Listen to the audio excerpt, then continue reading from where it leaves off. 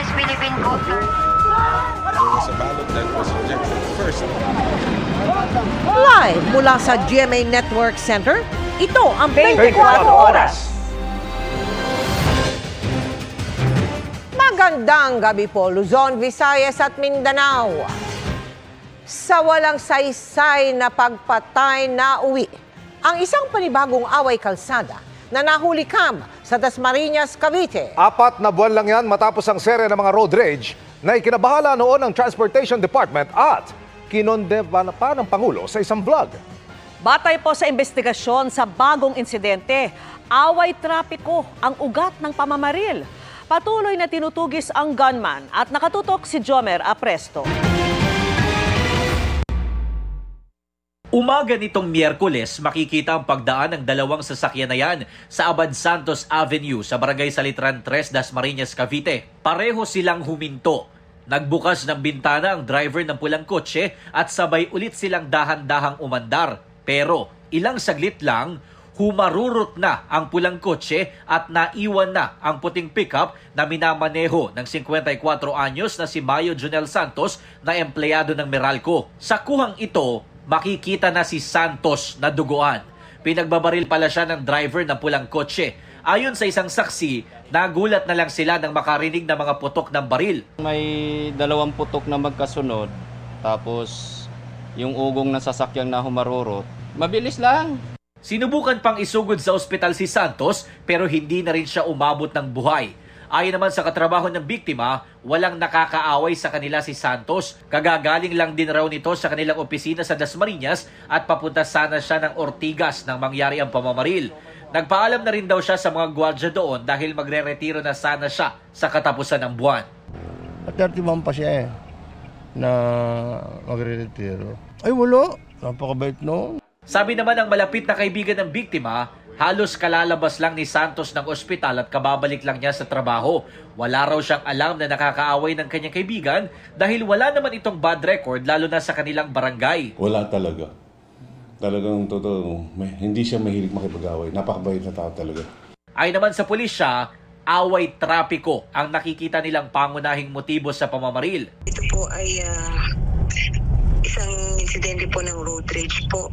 Ayun po ay base po dun sa mga saksi po, dun sa mga bystander po, dun sa lugar ng pinangyarihan.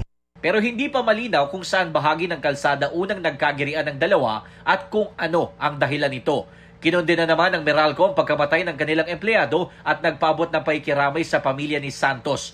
Nakikipag-ugnay na rin daw sila sa mga kaanak ng biktima para magbigay ng tulong.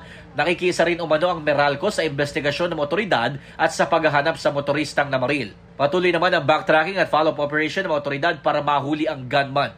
Nakipag-ugnay na rin daw sila sa Land Transportation Office o LTO para matrace ang pulang kotse na ginamit sa krimen. Para sa GMA Integrated News, Jomer Apresto, nakatutok 24 oras. Nag-eempake na para tumakas ng abutan at arestuhin ang umano'y Chinese boss na nagpapatakbo ng scam hub sa Pasay. Nabisto ang operasyon nang makatakas at magsumbong ang isa sa mga empleyado na ikinulong, pinusasan at pilit pang pinagtatrabaho. Nakatutok si John Consulta, exclusive. Nang mabuksan ang pinto ng kanilang target na condo unit sa Pasay City.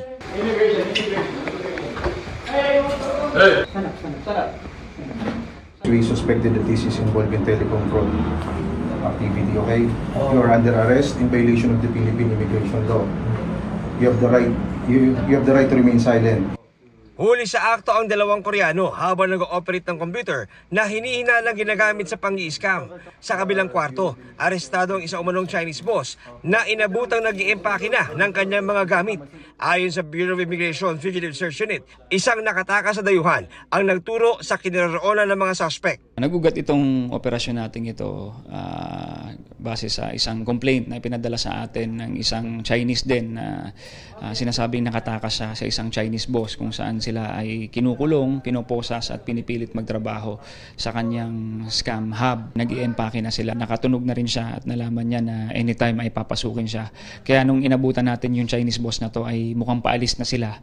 Wala nang inabutang ibang tao sa pinasok na condo units dahil posible raw na una lang umalis ang kanilang mga kasama. Nag-shift na sa guerrilla style na operation. So mas madaling maikuble kung magpapanggap sila na mga magkakaibigan lamang or magkakapamilya sa isang residential unit. At yung pala doon na sila gumagawa ng kanilang mga scam operations. Kumpiskado mga computers at cellphone ng mga dayuhan. Wala pang pahayag ang mga inaresto na nakakulong na sa detention facility ng Camp Bagong Diwa. Para sa GMA Integrated News, John Consulta, nakatutok 24 oras. Pulis pa rin si dating PNP Chief Nicolas Torre III at kakailanganing mag-report araw-araw sa Camp Crame pag natapos na ang kanyang leave sa Setyembre. Sabi pa ng general, huwag siyang kaawaan sa kanyang pagkakasibak. Nakatutok si June Veneracion. Ang pag-aresto kay dating Pangulong Rodrigo Duterte In virtue of the warrant of arrest issued by the ICC at ang manhunt kay Pastor Apollo Kibuloy, kabilang sa mga malalaking operasyong pinangunahan ni Police General Nicolas Torre III. Ako si General Nicolas Torre III. Bago siya itinalagang PNP Chief nitong Hunyo. Kaya marami ang nagulat sa biglang pagsibak kay Torre sa pwesto. Sabi ni Torre sa isang video online, Salamat din sa mga naawa sa akin, ngunit hinihiling ko sa inyo, huwag niyo akong kaawaan. In spite of my abrupt removal as Chief of the Philippine National Police, okay po ako. Kung meron man tayong dapat kaawaan, iyon ay ang milyon-milyon nating mga kababayan na paulit-ulit na nagiging biktima ng palagiang pagbaha. Muling iginiti Torre na naiintindihan niya ang pagtanggal sa kanya ni Pangulong Bongbong Marcos.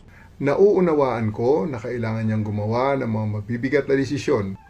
Pulis pa rin naman ako, and I serve and I still continue to serve at the pleasure of the President and of our country. Inilabas si Torre ang video statement ngayong araw na nagkataong unang command conference nang pumalit sa kanyang si Acting PNP Chief, Police Lieutenant General Jose Melencio Nartates Jr. Dinaluhan ito ng halos 100 opisyal mula sa iba't ibang panig ng bansa. I'm very happy to see them today.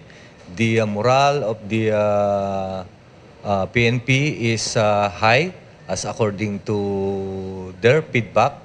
Ayon kay PNP Public Information Chief, Brigadier General Randolph Tuanyo, hindi na pag-usapan sa command conference kung magkakaroon ng balasahan. Ang utos lang ni Nartates sa kanyang mga tauhan, pagbutihin ang mga police operation at tiyakin ang kaligtasan ng lahat. I reminded each and everyone that ang paggawa ng decision nila, is this the honorable thing? It is this for justice? Kaya nga, service, honor, and justice. Sabi ng PNP, aprobado na ang leave of absence si Torre mula August 28 hanggang September 29. Pagkatapos na kanyang bakasyon, kailangan mag-report araw-araw ni Torre sa Personal Holding and Accounting Unit o PIHAW, kung saan kasama niya ang iba pang pulis na walang posisyon o yung tinatawag na naka-floating status. Ano nga ba ang trabaho ng mga nasa PIHAW? Binibigyan din po ng duty ko. May mga parades po tayo, sila po yung mga nagiging elements, sila po yung mga nagiging group commander o battalion commander sa mga parades. At sila po ay nagjo-duty rin po. Kung ikaw ay Lieutenant Colonel, sila po ay nagjo-duty rin ng mga command duty officer. Para sa GMA Integrated News, June Veneracion, nakatutok, 24 oras. Wala ng buhay nang matagpuan sa isang hotel sa Cubao, Quezon City ang isang lalaking nakagapos pa ang kamay at paa. May mga nakita ring drug paraphernalia sa lugar. Nakatutok si James Agustin. Duguan at wala ng buhay nang matagpuan ng isang lalaki sa kwarto ng isang hotel sa Cubao, Quezon City bandang alas 8 kagabi. Ang lalaki nakatali pa ang mga kamay at paa. Hindi pa tukoy ang pagkakakilanlan ng biktima na sa tansya ng pulisya ay nasa 30 hanggang 35 taong gulang. Malapit po siya sa CR, nakadapa at may tali po yung paa. Sa inisyal na imbestigasyon, nag-check-in sa hotel ang biktima bandang alas 8 ng gabi nitong Miyerkules. Makalipas ang 24 oras, dito na natagpuan ng roomboy ang bangkay ng biktima. Lapse na sila sa oras nila, kinatok sila ng roomboy. Nung hindi yung nagre-response, ginamitan po ng master key. At doon niya natagpuan na wala na pong buhay. Nagkalat ang mga gamit sa kwarto. May natagpuan din ng pulisya sa kama na drug paraphernalia.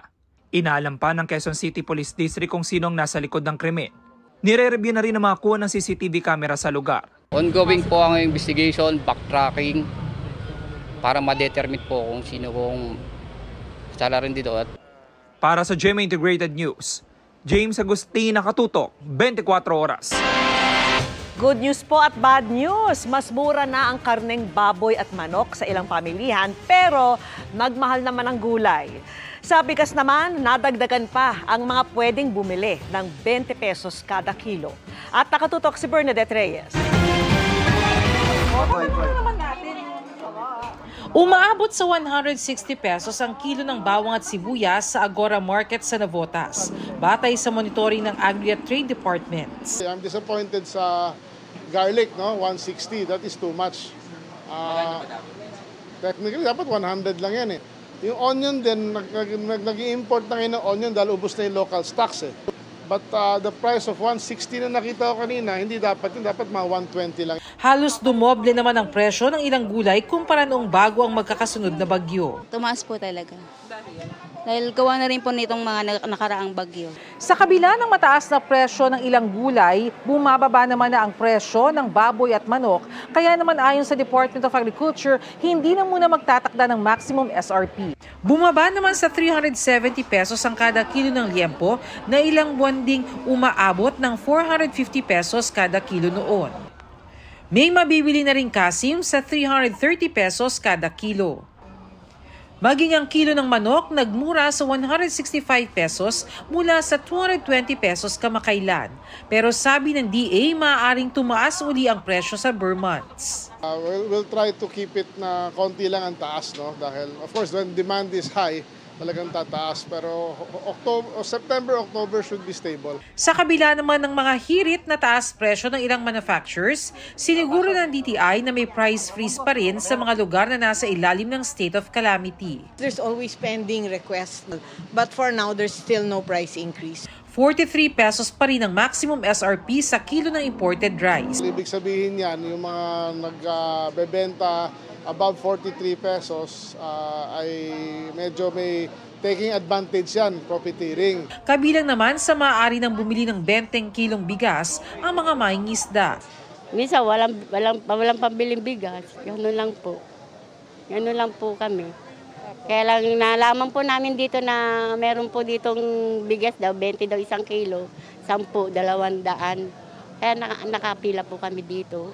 Malaking bagay yung ma'am kasi talagang mura kasi siya. Simula September 16 naman ay isasama na sa mga pwedeng bentahan yan ang mga jeepney at tricycle driver pero sa mga piling lugar pa lang muna tulad sa Navotas. Para sa GMA Integrated News, Bernadette Reyes, Nakatutok, 24 Oras.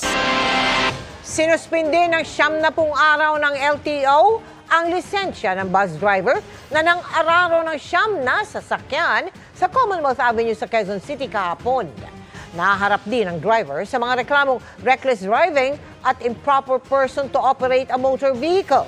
Inisyuhan na rin ng LTO ng show cause order ang kumpanya ng bus. Hindi bababa sa 10 ang sugatan sa aksidente. Ayon sa konduktor, nawala ng preno ang bus. Inaasahan ng LTO na isusuko ng kumpanya ang lisensya ng kanilang driver bago ang pagdinig sa September 4. Asahan ang panibagong oil price hike sa susunod na linggo ayon sa Oil Industry Management Bureau ng Energy Department. Humigit kumulang piso kada litro ang posibleng itaas ng presyo ng diesel. Humigit kumulang 60 sentimo naman ang inaasahang taas presyo sa litro ng gasolina. Humigit kumulang 50 sentimo sa litro ng kerosene. Base yan sa 4 na araw na trading, kaya posible pang magbago.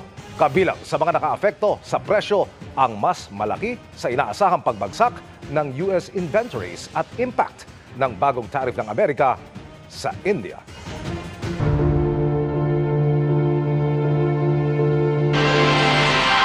Limang proyekto kontra baha sa Quezon City ang dineklarang tapos na kahit hindi pa, habang 23 ang hinahanap pa. Ilan lang yan sa mga nadiskubre ng Quezon City Hall nang magsagawa ng sariling investigasyon sa mga flood control project ng DPWH sa lungsod. At nakatutok si Maki Pulido. Umaabot hanggang ikalawang palapag ang baha sa bahaging ito ng Barangay Santa Cruz, Quezon City. Yung dinaranas po namin sobrang nakakatakot. Tsaka alam niyo po yung hindi po kayo makatulog sa gabi. Kaya umasa silang maiibsan na ang baha nang itinayo ang flood control project sa kanilang lugar. Sa boundary ng Barangay Santa Cruz at Barangay Mariblo, Quezon City, 2 pumping station ang itinayo ng DPWH. Magkatapat ang 2 pumping station na to. Ito yung pumping station sa may Barangay Santa Cruz na may project cost na higit 282 million pesos. Sa tapat niya ay isa pang pumping station dito naman sa may Barangay Mariblo na ang project cost din ay higit 282 million pesos. Itinayo ito ng DPWH kahit hindi inaprubahan ng Quezon City LGU dahil hindi sumusunod sa Drainage Master Plan ng syudad. ALRI Construction Services ang kontraktor ng proyekto. Wala pa po tayong inaaprubahan na pump station kasi po yung flooded area po natin hindi naman tayo coastal. So kung ipapump mo lang siya from one place to another, dililipat lang po yung baha. Ang tingin po naming solusyon is more on detention and retention basins Inalang ito sa mga DPWH flood control projects sa Quezon City. Sinusubukan pa naming kunin ng panig ng ALRI Construction Services ang DPWH NCR, tumanggi munang magbigay ng pahayag.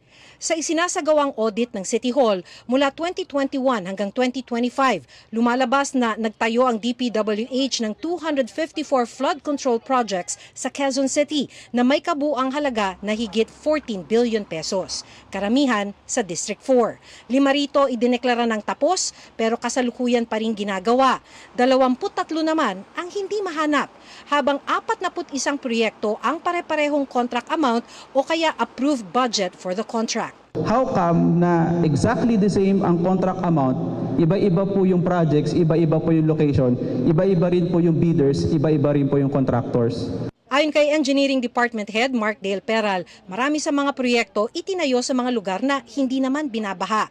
Kapuna-puna rin anya ang ilang proyekto na maraming phases o yugto na na-award sa iba't ibang construction company.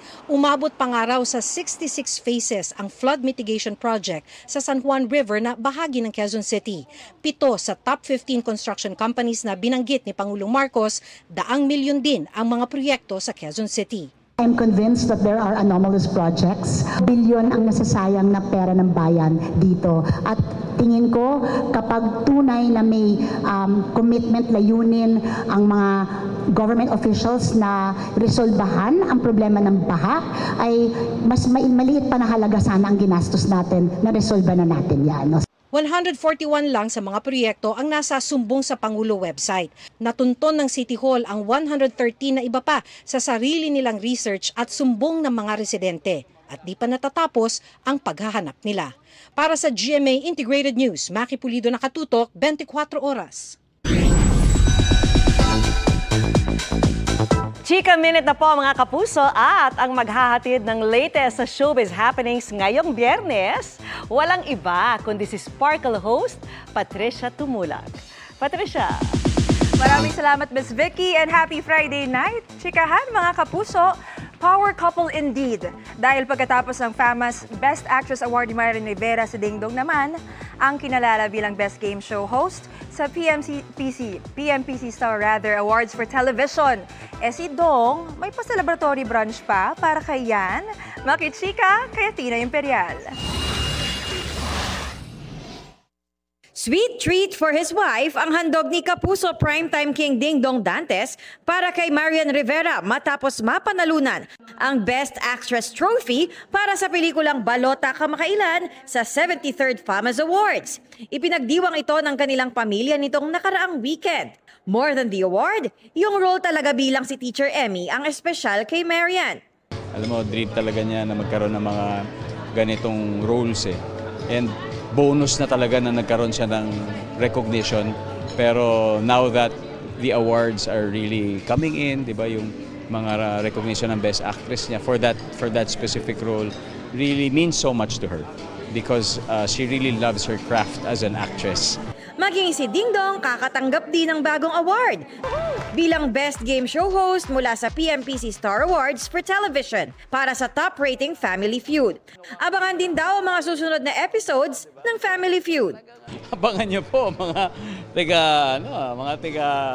integrated news, di ba? Magpapakitang gilas. Sa sunod-sunod na pagkilala kina Dingdong at Marian, mas nai-inspire kaya ang mga anak nilang sina Zia at Sixto na sumunod sa yapak nila sa showbiz? We don't know yet, but one thing is for sure, we always make it a point that regardless of what we do, di ba, in our profession, lalo na dito sa media, sinisiguro namin na ginagawa namin ito para balang araw masabi ng mga anak namin ay proud kami sa trabaho na ginawa ng aming mga magulang. Yun ang parati naming iniisip.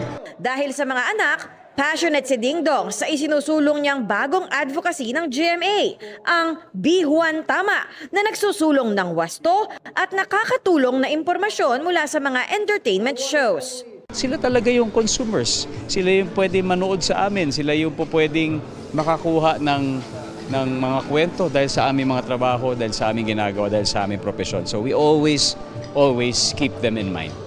Athena Imperial updated sa Showbiz Happening.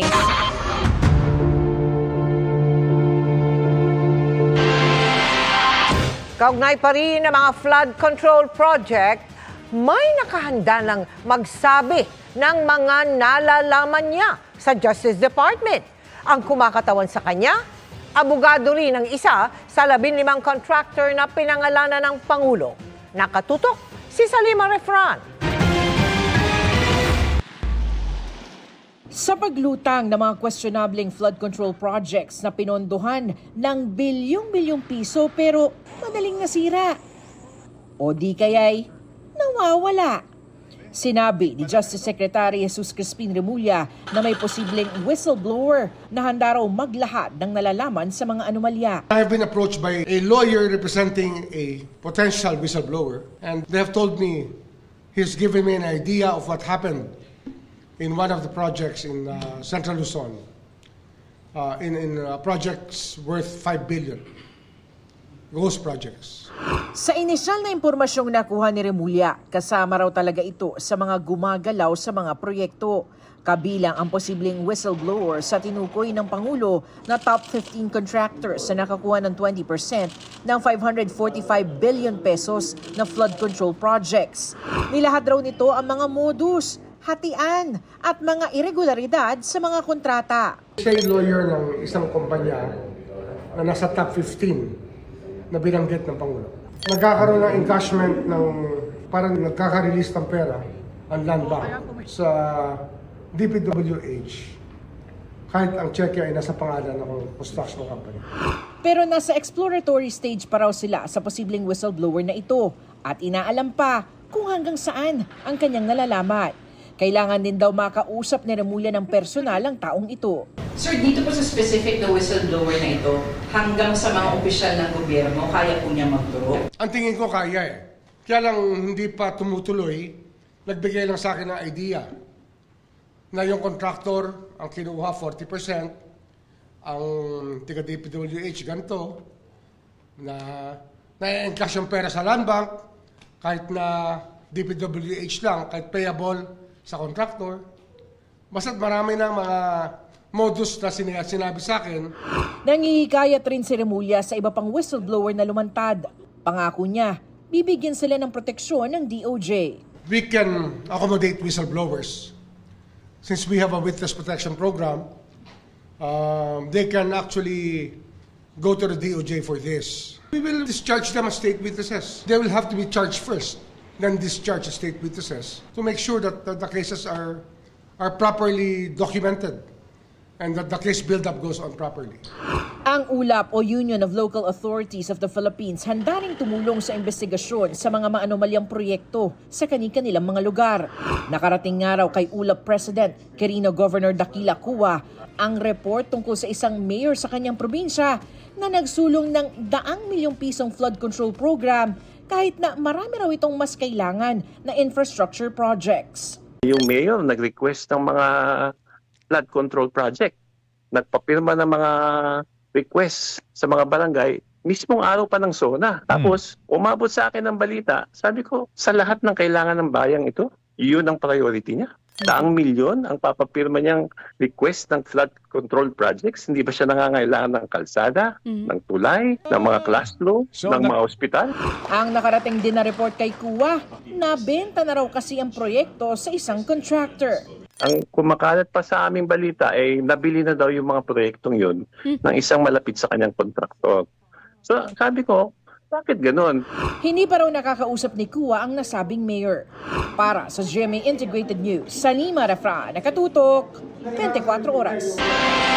Tukoy na ng COMELEC ang 15 contractor na nagbigay ng donasyon o suporta sa mga kandidato noong eleksyon 2022. Ayon kay COMELEC Chairman George Erwin Garcia, hindi pa nila masabi kung government contractor ang 15. Malalaman nila sa DPWH kung may kontrata silang hawak sa panahon ng paghain ng Certificate of Candidacy ng kanilang sinuportahan o pagkatapos nito. Kung mapatutunayang may kontrata sila sa gobyerno, maituturing anya itong election offense na may 1 hanggang 6 na taong pagkakakulong. Posible pa raw madagdagan ang listahan dahil national positions pa lamang ang kanilang nasilip.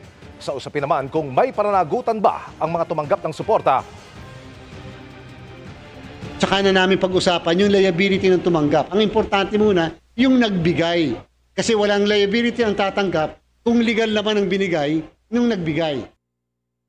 Kahit Pangulo, sakop ng lifestyle check sa buong ehekutibo at handang maglabas ng kanyang SALN o listahan ng mga ari-arian at utang, ayon po yan sa palasyo.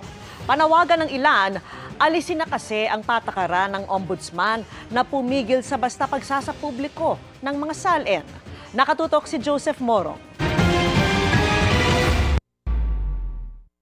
Bawal lumabas ng bansa ang mga opisyal at empleyado ng Department of Public Works and Highways o DPWH hanggang Nobyembre, maliban kung kailangan bumiyahe abroad para sa mga urgent medical reasons. Yan ay para mas mapadali ang investigasyong ginagawa sa DPWH. I want everybody to be on board. We are in the process of these mga ongoing investigations from all sectors. Kailangan ko lahat ng mga tao dito na should be available. Ang pagsuspinde sa mga biyaheng pa-abroad ng mga opisyal at empleyado ng DPWH ay sa harap ng iniutos na lifestyle check ng Pangulo sa mga posibleng may kaugnayan umano sa mga maanumalyang flood control projects. Kahapon sinabi ni Bunoan na handa niyang buksan ang kanilang Statement of Assets, Liabilities and Net Worth o SALN. Ngayon, sabi ng Malacanang, kahit ang Pangulo, ganun din. Ang SALN ay deklarasyon ng mga ari-arian, utang at kabuang yaman na taon-taong isinusumite ng mga nasa gobyerno. Lahat ng parte ng ehekutibo ay ready for lifestyle check. Kasama po sa lifestyle check. Pagka po nagkaroon lifestyle check, mauna, mahuli man ang Pangulo, kasama po yan. Pero sino ang gagawa nito?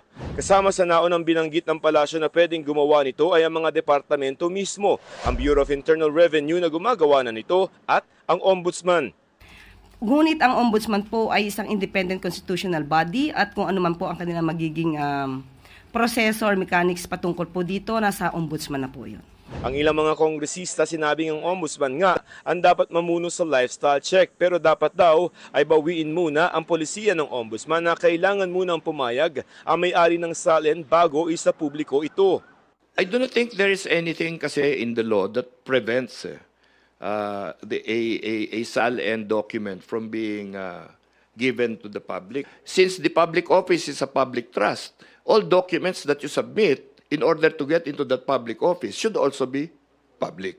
That particular deep dive should be undertaken by the Ombudsman. Sila talaga yung main agency to undertake this particular action. No? So hopefully the new Ombudsman po will do all of it. No? First, to change the rules relating to SALN disclosure, and second, yung deep dive. Ang tinutukoy nila ay ang Memorandum Circular No. 1 na inisyo ni kareretiro lamang na Ombudsman Samuel Martires noong 2020 kung saan nakasaad na maaari lamang makuha ang kopya ng SALN ng taong may-ari nito o ng kanyang kinatawan o kung may utos ang korte o bilang bahagi ng investigasyon ng Office of the Ombudsman. There is a complaint. Halimbawa, may involved na congressman. Opo sir, yan game.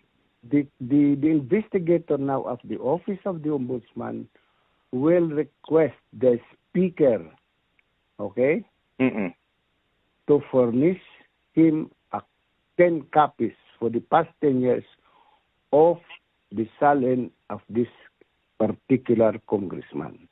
At hindi niya pwedeng gamitin, sir, yung MC, di ba? Hindi, kasi yung MC nasa amin lang eh. Kahit bago pa ang 2020, hindi na basta nakakakuha ng SALN sa Ombudsman. Pang 2017 pa ang huling SALN ng isang Pangulo na nais sa publiko. Sa panahon daw niya, sabi ni Martires, kailangan may reklamo munang ihahain laban sa isang taga-gobyerno bago buklatin ng SALN para sa lifestyle check. Let's say, any of the grounds under 3019 or under other laws like plunder, hindi pwedeng lifestyle check per se. Kasi that would be fishing expedition on our part. Pero nasa bagong ombudsman na raw ito kung babaguhin. He can repeal that. He does not have to follow what I did. Hindi lahat ng SALN ay nasa ombudsman. Ang SALN ng mga senador at congressman halimbawa ay nasa kani-kanilang mga kalihim, habang ang sa mga maestrado ng Korte Suprema nasa clerk of court. Ang iba pang mga public officials tulad ng mga kalihim o mga regional director dapat sa Civil Service Commission o CSC nagsusumite, bagaman isinusumite na ngayon sa Office of the President. So bakit napunta ang cabinet members sa Office of the President? Wala sa batas yun eh. So anong authority ng civil service ngayon? Sabi ng CSC naman, handa rin silang magbigay ng hawak nilang kopya kung may kaso rin at utos ang korte. Para sa GMA Integrated News, Joseph Morong, nakatutok 24 oras. Nagkomento si Vice President Sara Duterte sa kung anong tingin niyang dapat gawin ng Administrasyong Marcos para tugunan ang problema sa baha ng bansa. Siguro dapat gawin nila yung ginagawa ko, di ba? Umiikot ako sa iba't ibang Filipino communities around the world. The overseas Filipinos and the overseas Filipino workers ang pinaka-the best na mga consultants. Tinatanong natin sila, ano ba yung nakita ninyo? Ano ba yung pangarap natin para sa ating bayan? Ano ba yung doable doon sa ating bayan na best practices? Sa panayam sa kanya habang nasa The Hague, Netherlands, inihalimbawa ng bise ang ginawa nila sa Davao City na kumuha ng international experts para sa gagawing proyekto kabilang ang flood control and drainage system. Sabi pa ni Duterte, matagal na niyang binanggit ang proyekto pero wala umanong interes ang gobyerno na pondohan ito. Naging mayor si VP Duterte ng Davao City mula taong 2016 hanggang 2022. Sa isang session ng kasalukuyang Davao City Council, ay sinabi rin ng City Engineering Office na kailangan na nila ng pangmatagalang solusyon sa pagbaha sa lungsod. Ang sabi ng OIC ng opisina, 265 area sa Davao City ang matinding naapektuhan ng mga pagbaha. Sabi naman ng palasyo, kung may natutunang solusyon ng bise sa pagsugpo sa problema sa baha sa bansa, sa dami raw ng biyahe nito, ay ibigay niya na lang ito ng libre kay Acting Davao City Mayor Baste Duterte at abangan kung epektibo ito. Pinaghahanap ngayon ng mga otoridad ng isang kasambahay sa Iloilo na tumangay umano ng mahigit 100,000 pisong pera ng kanyang amo. Ang suspect, nakilala lamang daw ng mga biktima online. Nakatutok si Zen Kilantang Sasa ng GMA Regional TV. Palakad-lakad lang ang babaeng ito na nakuhanan ng CCTV sa sala ng isang bahay sa Iloilo. Maya-maya pa, umakyat na siya sa second floor. At nang bumaba, may dala ng plastic bag. Sabi ng may-ari ng bahay, nawalan sila ng 118,000 pesos cash kasunod nito. At hinala nila sa plastic bag pinaniniwalaang inilagay ang pera. Ang babae naman, kinilala nila ng pamilya na ang kanilang 28 anyos na kasambahay. August 15 lang umano ito nagsimulang mamasukan matapos mag-apply online. August 20 ng madaling araw naman, nangyari ang sinasabing pagnanakaw. In-message ko siya, tawagan ko siya, hindi siya namon malocate. Ang iyang number, hindi na, unreachable na. And then, yun, thorough check namon, doon namon na find out nga. Ang bag ko yara, pero ang kwarta, wala na. Sa pakikipag-ugnayan ng biktima sa mga kaanak ng suspect, wala na umano ito sa kanilang bahay. Sinampahan na ng reklamong qualified theft ang suspect. Paalala ng pulisya sa mga naghahanap ng katulong sa bahay. Ikan sa online nga legit ang group nga nasudla naton kag mag-require gid kita sa mga pertinent papers like police clearance, barangay clearance, kag ID sa nga aton nga mga prospect. Mula sa GMA Regional TV at GMA Integrated News, Zen Kilantang Sasa, nakatutok 24 oras.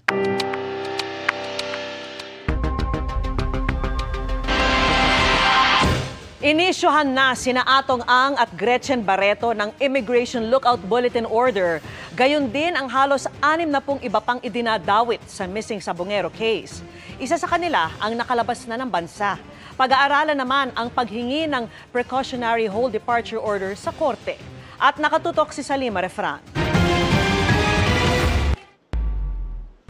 May umiiral ng Immigration Lookout Bulletin Order laban sa mahigit 60 na inirereklamo para sa pagkawala ng mga Sabongero, ayon mismo kay Justice Secretary Jesus Crispin Remulla.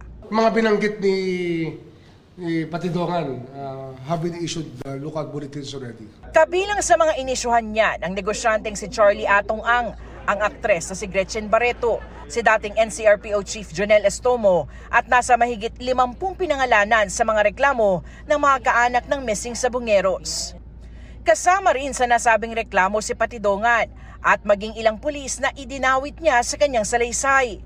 Bagaman hindi pinagbabawal ng Lookout Bulletin Order ang paglabas nila ng bansa tulad ng sa isang hold departure order, nire-require niya ng immigration na iulat sa Justice Department ang paglabas o tangkang paglabas sa bansa. Yung may isang umalis ng bansa, ewan ko na kung nakabalik na. Sir, is he a main player? Isa po sa mga alpha members? Kapatid siya ni Atong Ang. Kinukuha pa ng GMA Integrated News ang panig ni Ang, Barreto at Estomo. Pero dati na nilang itinanggi ang anumang kaugnayan sa pagkawala ng mga Sabongero. Ayon pa sa DOJ, malapit na silang maglabas ng mga subpoena para sa preliminary investigation sa mga reklamong multiple murder, kidnapping with serious illegal detention at iba pa laban sa respondents. Pag-aaralan rin ang paghingi ng PHDO o precautionary hold departure order sa korte. We will study that if, for example, there is basis not to anticipate that any of them might abscond or probably leave the country or there is that danger. Sinigundahan rin ni Remulla ang binunyag ng NAPOLCOM na may isa pang active police general at ilang pang pulis ang iniimbestigahan. Isa pang general na ginawang regional director na hindi dapat inilagay sa pwesto yun. Kasi siya yung naging nagbigay ng tulong at ayuda sa mga suspect dito sa missing Sabongeros case. Samantala, magkakaroon ng recovery periods ang divers ng Philippine Coast Guard sa patuloy na paggalugad ng Taal Lake para sa mga labi na mga nawawalang Sabongero. Delikado na raw kasi sa kalusugan ng estado ng lawa. Yung mga divers nagkakaroon ng skin disease, they're getting skin infections because it's full of fecal matter. The lake is full of fecal matter and other very unhealthy contents. Taal Lake is really dying and they're dumping the dead there. Gumagamit na rin daw ng decompression chambers ang divers para mapabilis ang kanilang recovery. Para sa GMA Integrated News, Salima Refran, nakatutok 24 oras. Bagamat hindi tumama sa lupa at ilang oras lang nagtagal sa bansa ang bagyong Jacinto, nagdulot naman ng mga pagbaha ang pinalakas nitong habagat. Nakatutok si Rafi Tima. Nagmistulang ilog ang mga kalsada sa town proper ng Mauban, Quezon dahil sa bahang dulot ng malakas na ulan. May mga nakadaan pero meron ding hindi kailangang tumawid sa malakas na agos. May ilang binitbit na lang tuloy ang bisikleta. Binahari ng ilang bahagi ng Palawan dahil sa mga naranasang pag-ulan. Gayon din ang ilang kalsada sa Talisay, Cebu. Pahirapan ang pagtawid ng ilang sasakyan at stranded ang ilang residente. Ayon sa Pag-asa, habagat na pinalakas ng bagyong Jacinto ang nagdulot ng masamang panahon sa mga nabanggit na lugar. Para sa GMA Integrated News, Rafi Tima, nakatutok, 24 oras. Mga kapuso, nakaalis na ang bagyong Jacinto pero may panibagong low pressure area na posibleng pumasok sa loob ng Philippine Area of Responsibility. Huling namataan ng LPA sa layong 1,410 kilometers silangan ng southeastern Mindanao. Ayon sa Pag-asa, sa ngayon ay mababa pa ang tsansa nitong maging bagyo pero inaasahang papasok yan sa PAR bukas ng hapon o gabi. Posibleng umakyat ito sa hilagang bahagi ng Philippine Sea. Hindi maglalandfall pero hahatak ng habagat kaya magpapatuloy ang pag-ulan sa ilang bahagi ng bansa. Bukod sa habagat, may ilang lugar pa ring hagip ng trough o yung extension ng Bagyong Jacinto. Base sa datos ng Metro Weather, bukas ng umaga may tsansa ng ulanin ang ilang bahagi ng Mimaropa, ilang bahagi ng Central Luzon, Western Visayas at Sulu Archipelago. Magpapatuloy yan sa hapon at may mga pag-ulan na rin sa iba pang bahagi ng bansa. Matitindi ang buhos ng ulan sa ilang probinsya kaya maging alerto pa rin sa banta ng baka o landslide. Linggo ng umaga, may pag-ulan ulit sa ilang bahagi ng Mimaropa, malaking bahagi ng Visayas, Zamboanga Peninsula, Soc-Sargen at Caraga. Malawakan na ulit ang ulan sa hapon sa halos buong bansa. Posibleng hanggang gabi pa yan sa ilang lugar sa Bicol Region, Visayas, Northern Mindanao at Caraga. Sa Metro Manila, maaaring maaliwalas pa sa umaga at tanghali pero unti-unting tataas ang tsansa ng ulan sa hapon at gabi. Posibleng isama ng Kamara sa investigasyon nito ang nasirang flood control project sa Matag-Ob, Leyte na nasa distrito ni Congressman Richard Gomez. Isinapubliko naman ni Gomez ang mga mensahe ng humihingi ng kanyang panig kasama ang kanilang mga contact number. Bagay na maaari umanong maging batayan ng ethics complaint ayon sa isa pang kongresista. Nakatutok si Tina Panganiban Perez.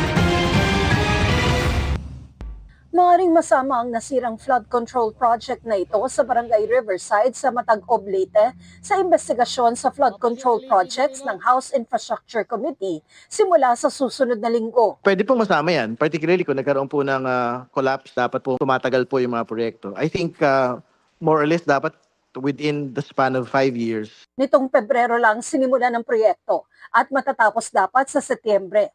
Pero dahil sa kasagsagan ng malakas na ulan nitong Martes, nasira ito. Naanata karoy katungod kay tagaan tag katungod sa atong presidente para pagpanginano aning mga proyekto nga gihimo sa atong lungsod aning DPWH o mga contractors.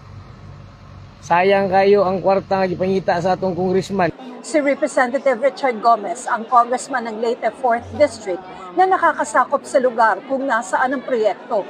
Pero paglilinaw ni Mayor Tacoy, hindi niya sinasabing may kinalaman si Gomez sa nasirang proyekto. Dahil sa mga naunang pahayag ni Mayor ay maraming humingi ng panig ni Gomez, gaya ng mababasa sa mga screenshot na mga mensahe sa kanya na ipinost niya online. Sa caption, sinabi ni Gomez na may ginagastos ang media spin laban sa kanya dahil magkakatulad niya ang isyung tinatanong ng media. Pero paalala ng National Union of Journalists of the Philippines o NUJP, humihingi ng panig ni Gomez ang media at paborito sa kanya dahil binibigyan siya ng pagkakataong depensahan ang kanyang sarili sa mga alegasyon ni Mayor Tacoy. Kasamang pinost ni Gomez ang pangalan at cellphone number ng mga nag-message sa kanya. Sabi ng ilang kasamahan sa Kamara, maaaring batayan ito ng ethics complaint. Hindi naman pwede mga ganun. No, I mean, you are asked to explain something. You're a legislator. You explain. Bahagi ho ng trabaho ng gobyerno ho yun, magsagot ng mga tanong, partikular ho na nakadikit po sa amin pong trabaho. Hininga namin ang pahayag si Gomez pero hindi niya sinasagot ang mga tawag namin simula kahapon. Para sa GMA Integrated News, Tina Panganiban Perez, nakatutok 24 oras. Pinakomento ng Korte Suprema ang ilang sangay ng gobyerno sa mga petisyon na nagsasabing labag sa konstitusyon ang pagpapaliban sa 2025 Barangay and Sangguniang Kabataan Elections o BSKE. Binigyan ng 10 araw ang Office of the President, Senado, Kamara at COMELEC para magsumiti ng komento hinggil sa mga petisyon at kahilingang maglabas ng temporary restraining order. Inutusan din ng mga petitioner at respondent na magkomento sa petisyon ng Liga ng mga Barangay para makialam sa kaso at sa kanilang pagtutol sa iba pang mga petisyon. Nauna nang nilagdaan ng Pangulo ang batas para iusog sa November 2026 ang BSKE na isasagawa sana sa Disyembre ngayong taon. Iginit ng Pilipinas at Australia na legal ang katatapos lamang na Amphibious and Land Operations o ALON exercise sa pagitan po ng dalawang bansa. Sa closing ceremony ng ALON 2025, sinabi ni Major General Francisco Lorenzo Jr. ng Philippine Army na hindi laban sa anumang bansa ang pagsasanay, kundi paghahanda para sa anumang banta sa teritoryo ng Pilipinas. Dagdag pa ng isang opisyal mula sa Australian Defence Force. Natural lang sa mga magkaalyadong bansa na magtulungan at paigtingin ang kanilang interoperability. Unang sinabi ng defense spokesperson ng China na kinukonsinti ng ilang bansa ang anilay reckless behavior ng Pilipinas at binabaliwala ang common interest ng ibang bansa sa rehiyon.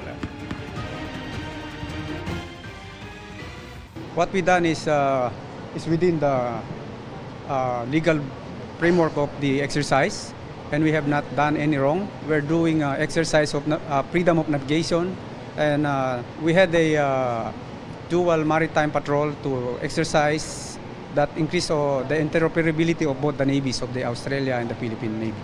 So there's nothing wrong with that, I think.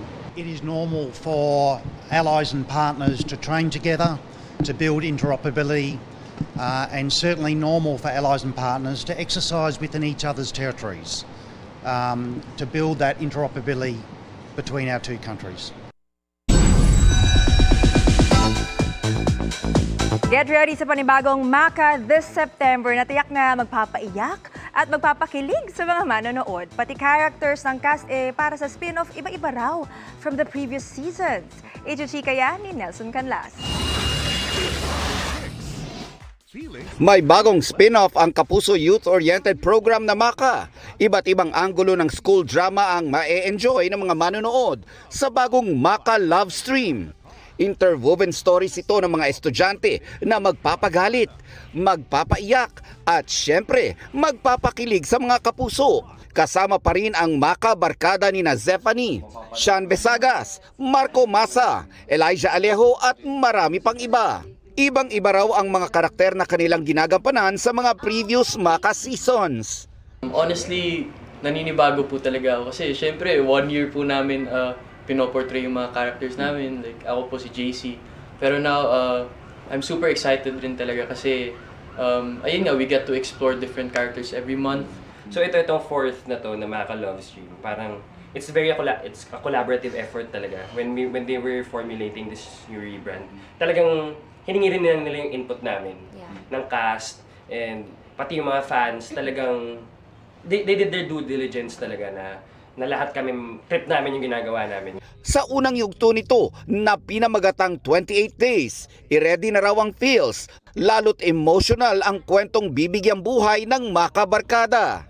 One thing na I find na very similar with the characters na I've done before is laging hopeful talaga siya. Pero this time, I think mas hinahide ko yung pain compared to Zeph Molina.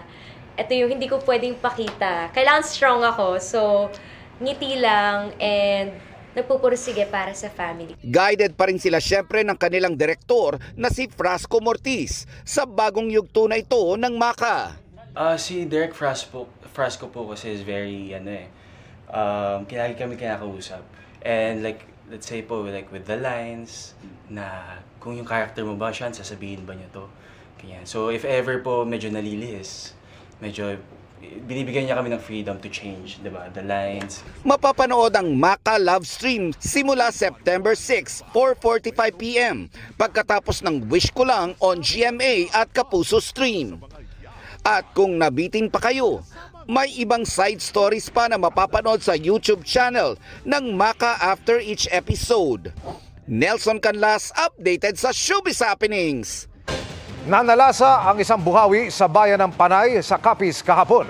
Sa kuhang ito, tila may mga nilipad pang yero na nagpaikot-ikot sa nanalasang buhawi. 15 hanggang 20 minuto raw itong tumagal. Matapos ang pananalasa, tumambad ang pinsala nito na sumira sa 2 bahay at puminsala sa 8 iba pa. Wala namang nasaktan sa nangyari. Ayon sa LGU, 3 sityo ng isang barangay ang dinaanan ng buhawi. Ayon naman sa Pag-asa, posibleng nabuo ang naturang buhawi dahil sa thunderstorm sa lugar. Nahuli na ang pang-4 na suspect sa pagpatay sa isang lalaki sa Cebu City. Nagtago ang suspect sa isang public market bago ito madakip. Nakatutok si Alan Domingo ng GMA Regional TV. Labis ang paghinagpis ng babaeng ito na makita ang karumal-dumal na sinapit ng kanyang kapatid na si Giovanni Aserbong Hanoy. Ang 46 anyos na biktima 3 araw na napaulat na nawawala bago makita ang labi na nakasilid sa isang sako at nakalibing sa barangay Pungol, Sibugay sa Cebu City. Na-recover na to sir, katong gisudlan niya sa sako. O niya og katong trapal nga iyang gitabon sa pateng lawa sir. Og ang pala. Unang naaresto ang 3 suspek, edad 20, 18 at ang pinakabata 15 anyos lang. Ang ika-4 na suspek naaresto rin kinalaunan matapos magtago sa Tabuan Public Market sa barangay San Nicolas proper. Sa investigasyon ng pulisya, magkasama ang suspek at ang biktima na nagtatrabaho sa isang game farm sa Sibugay. Nag-inuman ang 6 ayon sa pulisya at nang malasing. Nag-away ang suspek at ang biktima na humantong sa pananaksak. Basig manghagit. Sa sampahan ng kasong murder, ang suspek at accessory to the crime ang mga kasamahan niya. Mahay gid. Ngayo lang kun tawo pasaylo na kay wa gyud ako tuyo ato. Ay ba ni kaso? Justisya ginapo sir. Mula sa GMA Regional TV at GMA Integrated News, Alan Domingo nakatutok, 24 oras. Nasira ang isang tulay sa barangay Ilawod sa Kamalig, Albay matapos umanong dumaan ang isang truck na may dalang buhangin. At dahil dyan, hindi muna makadaan ang ibang uri ng mga sasakyan kaya napilitan na lang maglakad ang mga residente para makatawid. Sinimulan na ng DPWH ang pagkukumpuni ng tulay at posible itong matapos ngayong linggo. Tiniyak din ng mga opisyal ng barangay na hihigpitan ang pagbabantay roon para maiwasang masira ito muli. At update tayo sa away kalsada na nauwi sa pamamaril sa Cavite. Tukoy na ng mga otoridad ang gunman. Nakatutok si Rafi Tima. Sa pamamagitan ng plaka na trace sa follow-up operation ng Dasmariñas Police, ang rehistradong may-ari ng pulang kotse na nasangkot sa away kalsada na nauwi sa pamamaril sa barangay Salitran 3 sa Dasmariñas, Cavite nitong Miyerkules. Nakilala na rin daw ng pulisya ang namaril na driver na nakatira lang sa barangay kung saan nangyari ang insidente. Pinaghahanap na siya ngayon ng mga otoridad. Na-verify po namin sa dating may-ari ng sakyan, tapos itinuro ng dating may-ari yung may-ari ngayon, yung nakabili. Yun nga po na nangangalang alias Jeffrey. Pinuntahan daw ng mga investigador ang bahay niya pero wala nang nakatira. Kanina, nagtungo naman sa Dasmariñas Police Station ng mga kaanak ng biktima para samahan ng testigong nakakita sa buong insidente para sa pagsasampa ng kaso. Ang isasampa po namin dito ay kasong murder po. Ilang araw na lang daw paritiro na sana sa kanyang trabaho sa Meralco ang biktima. Hindi na nga daw sana siya papasok noong araw na mangyari ang pamamaril. Pero pinili nitong pumasok dahil pupunta siya sa kanilang main office sa Ortigas. May pang kasiyahan o happy-happy doon sa main office nila, parang ipaghahanda o salo-salo doon sa biktima. Kaya siya pumasok? Opo. Para sa GMA Integrated News, Rafi Tima nakatutok, 24 oras. Naaresto na ang isa sa mga suspect sa pagpatay sa isang lalaki sa isang hotel sa Cubao, Quezon City na lumalabas nobyo pala ng biktima. Na-contact siya dahil pinatubos pa niya ang motorsiklong ginamit ng biktima at kanyang tinangay. Nakatutok si Mari Zumali. Sa kuha ng CCTV footage na ito kagabi, makikita ang lalaking ito na may dalang helmet at nag-aabang na motorsiklo. Maya-maya pa, huminto sa kanyang harapan ng isang motor at saka siya umangkas. Ang dalawang itinuturong pumatay sa 38 anyos na lalaki natagpuan sa isang hotel sa Cubao, Quezon City. Ang biktima, nakagapos ng extension cord ang mga paa at kamay at may busal pa sa bibig. Ayon sa pulisya, ninakaw ng dalawa ang motorsiklo, bit-bit ang iba pang gamit ng biktima. Nakapanayam namin ang may-ari ng motorsiklo. Dati raw niyang karelasyon ang biktima at ngayon matalik na niyang kaibigan. Kwento niya, nag-chat pa noong Miyerkules ang kaibigan para manghiram ng 3,500 pambili raw ng mga gamit. Hindi rin kasi ako masyadong nagtatanong and kulang siya ng pera kaya nagpa-Gcash siya sa akin. Yun nga po hindi ko po kilala pero kampante po ako dahil nga po sa kaibigan ko nga po siya. Pero kanina, muli na naman daw kumontak sa kanya ang numero at nang hihingi na ng 4,000 piso para matubos ang motor. Doon na siya nakipagtulungan sa mga pulis hanggang sa maaresto ang suspect. Sa pag-iimbestiga ng ating kapulisan, nakita po nila doon yung mukha ng isang suspect and nakuha din po nila yung pangalan at ID dahil nagbigay siya ng totoong ID niya nung nag-check-in sila doon sa hotel. Hininga namin ang pahayag ang suspect pero ang tanging sinabi niya, Na-omit na lang po ako sa lahat. Pasensya na po kayo. Inamin daw mismo ng suspect sa pulis na 4 na buwan na silang magkarelasyon ng biktima. Frequent sila doon na mag-check-in sa hotel na yun. And pag nag-check-in sila, yun nga ang sabi niya is may drug, yung jamming na sinasabi niya is nagda-drug sila. Pero may iba pang lumalabas na motibo sa krimen. Kasi nawawala po yung gamit ng biktima, ang kanyang laptop, cellphone, and yung motor na dala niya doon sa pag-check-in niya. Nabanggit niya is parang yung isang kasama niya na suspect ang gumawa nung lahat nung pagpatay doon sa victim at accordingly ay iginapos nga siya at parang wala siyang ginawa doon at parang nakita niya na yun na nga yung ginawa ng kanyang kasama. According sa kanya is baka na-tempt lang po talaga na magnakaw. Dinala na sa punerarya ang biktima para isailalim sa autopsy. Ang kanyang kaibigan, labis na naghihinagpis. Since 2009, magkaibigan na kami niyan. Hindi ko matanggap. Tinatira ko sa bahay namin para lang may mag-alaga sa kanya. Pangako ko yun sa mama niya. Ngayon di na mangyayari kasi patay na siya. Sana man lang, iniwan na lang nilang buhay. Kinuha nila lahat. Pati motor ko, wag na lang ibalik. Basta sana iniwan na nilang buhay. Bukod sa isang naaresto na, may 2 pang tinitignang suspect sa kaso. Kakasuhan ang mga sangkot ng robbery with homicide at posibleng masampahan din sila ng kaso sa ilalim ng RA 9165 o Comprehensive Dangerous Drugs Act dahil sa paggamit umano nila ng iligal na droga. Patuloy ang manhunt laban sa mga suspect at hinihikayat ng Quezon City Police District ang publiko na makipagtulungan upang mabigyan ng hustisya ang biktima. Para sa GMA Integrated News, Mariz Umali, nakatutok, 24 oras. Mahabol na tsikahan tayo para sa updated sa showbiz happenings.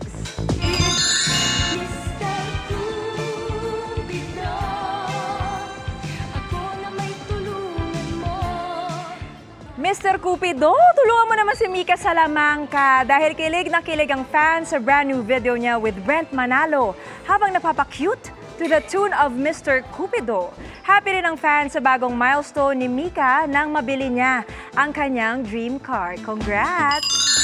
Team Rawi and Shuvi is in Japan. Enjoy na enjoy si Will Ashley at Ralph De Leon sa kanilang ramen bonding sa Land of the Rising Sun. Of course, kasama rin ang duo sa pamamasyal si Shuvi Etrata.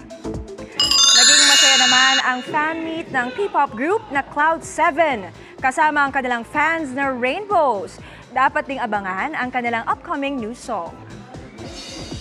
At yan ang mga balita ngayong Biyernes. Ako po si Mel Tiangco. Ako naman po si Vicky Morales para sa mas malaking misyon. Para sa mas malawak na paglilingkod sa bayan, ako po si Emil Sumangil. Mula sa GMA Integrated News, ang News Authority ng Pilipino. Nakatuto kami 24 oras.